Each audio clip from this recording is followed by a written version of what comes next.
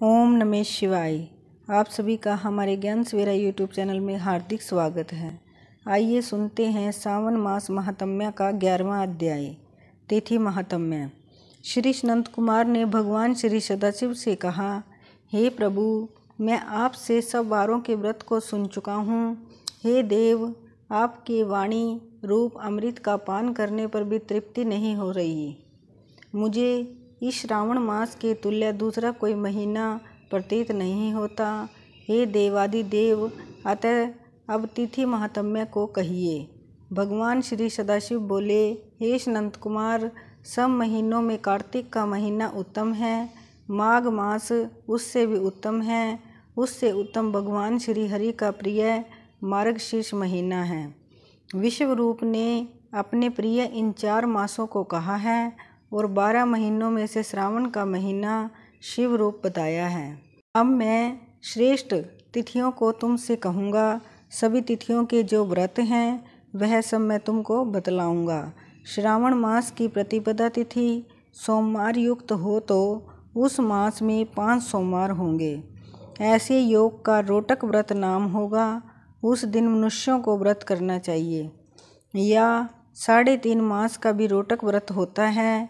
यह रोटक व्रत धन धान्य में वृद्धि करने वाला तथा संपूर्ण कामनाओं एवं सिद्धियों को देने वाला है।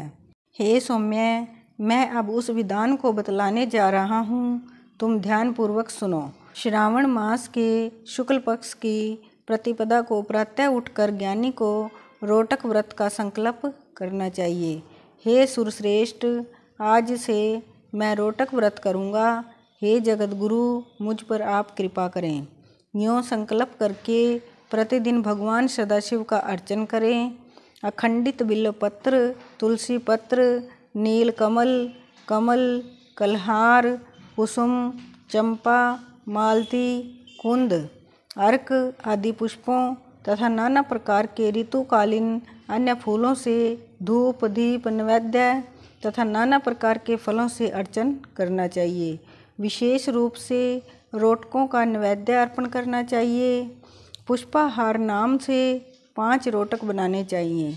उनमें से 2 रोटक ब्राह्मण को देने चाहिए, 2 रोटक आप खावें और 1 रोटक नैवेद्यार्थ भगवान सदाशिव को समर्पित करना चाहिए। अवशिष्ट अर्चन करके ज्ञानी को अर्घ देना चाहिए। केला, नारिकेल, जंबरी, बिजोरा नींबू, खजूर, ककड़ी, दाख, नारंगी, मातुलिंग, अखरोट, अनार और ऋतु में होने वाले फलों को अर्घ दान के लिए उत्तम कहा गया है। अब इस व्रत का पुण्य फल कहता हूँ, जो 7 सागर पर्यंत भूमि दान करने से प्राप्त होता है। मनुष्य को वह फल इस व्रत के सविधि करने से सहज में ही प्राप्त हो जाता है। वह मनुष्य जो अपार धन की प्राप्ति की इच्छा रखता हो, उसको यह व्रत 5 वर्ष तक करना चाहिए। रोटक व्रतोद्यापन करना चाहिए। उद्यापन में सोने के 2 रोटक बनाने चाहिए। पहले दिन अधिवासन करके अन्य दिनों में प्रातःकाल शिव मंत्र द्वारा घी तथा सुंदर बिल्वपत्रों से हवन करना चाहिए।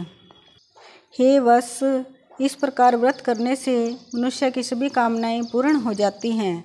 हे महामुने, अब मैं तुम्हें द्वितीय के शुभ व्रत के संबंध में बतलाऊंगा, जिसके करने से मनुष्य को धन तथा पुत्र की प्राप्ति हो जाती है। सुनो। आदुम्बर नामक व्रत सब पापों को नष्ट करने वाला है।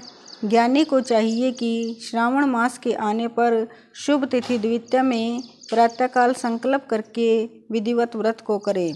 जो स्त्री पुरुष इस व्रत को करेंगे वह सब संपत्तियों के अधिकारी होंगे। इसमें गूलर वृक्ष का अर्चन करना चाहिए। गूलर न मिलने पर व्रती को चाहिए कि दीवार पर गूलर के पेड़ का चित्र अंकित करे और मंत्रों से उसका अर्चन करे। हे अदुम्बर, आपको नमस्कार है। हे हेम पुष्पक, आपको नमस्कार है। इसके पश्चात शुक्र तथा शिव का अर्चन करना चाहिए। गूलर के 33 फलों के 3 भाग करने चाहिए, जिनमें से 11 फल ब्राह्मण को तथा 11 फल देवता को देने चाहिए और 11 फलों से स्वयं भोजन करना चाहिए। उस दिन अन्न बिल्कुल नहीं खाना चाहिए। रात को शुक्र तथा भगवान सदाशिव का अर्चन करके जागरण करना चाहिए। हे वत्स, इस प्रकार 11 वर्ष तक यह व्रत करना चाहिए। 11वें वर्ष की समाप्ति पर उद्यापन करना चाहिए। उद्यापन में सोने का फल, पुष्प, पत्र आदि के सहित गूलर का पेड़ बनवाकर उसमें सोने से बनी हुई भगवान शंकर तथा शुक्र की मूर्तियों का पूजन करना चाहिए। दूसरे दिन प्रातःकाल छोटे छोटे गूलर के फलों से 108 हवन करें। उदुम्बर की लकड़ी, घी तथा तिलों द्वारा हवन करें। हवन समाप्त होने के बाद आचार्य का पूजन करें। अपनी शक्ति के अनुसार ब्राह्मणों को भोजन करवाएं।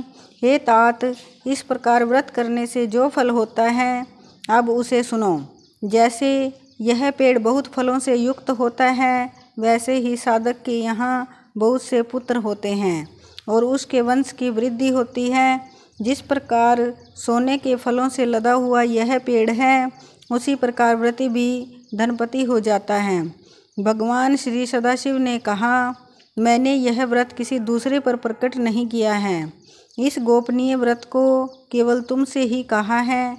इसमें संशय न करके यह व्रत श्रद्धा भक्ति से करना चाहिए। बोलिए शिव शंकर भगवान की जय।